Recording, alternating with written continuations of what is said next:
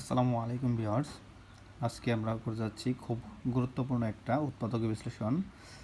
এই উৎপাদক বিশ্লেষণটা কয়েকবার আপনার চাকরি পরীক্ষাতে এসেছে। তো আজকে আমি এর সমাধান আপনাদের সামনে তুলে ধরছি। দেখুন, এগুলোকে আমাদের এইরকম করে ভাঙিয়ে লিখব। যেমন 6² আমরা এইভাবে লিখতে পারি x² প্লাস 5x² 6। এখন আমরা 11x² এইভাবে ভাঙাতে পারি 5x² প্লাস 6x²। এখন বাকি থাকে এই পাশে 6y। তো এখন আমরা দেখেন প্রত্যেকটা কমন আছে, এখানে x³ প্লাস x² এর মধ্যে থেকে আমরা x² কমন নিতে পারি, তাহলে থাকবে x প্লাস y। ঠিক আছে, প্রত্যেকটা একইভাবে যাবে। দেখেন প্লাস এইখান থেকে আমরা যদি 5x²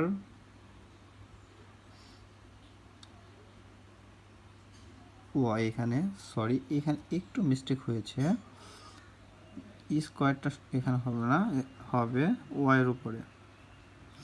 হ্যাঁ সরি, আপনারা করার সময় একটু খেয়াল করে দেখে নেবেন। তো এটা is human, no problem.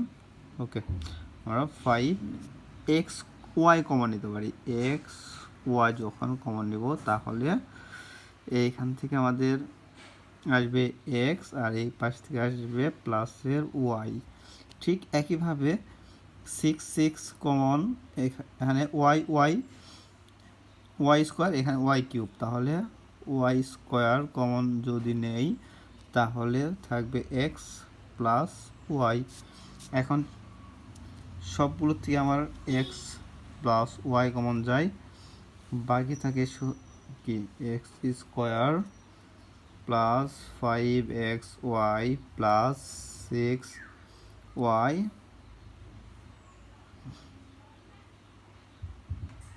Square.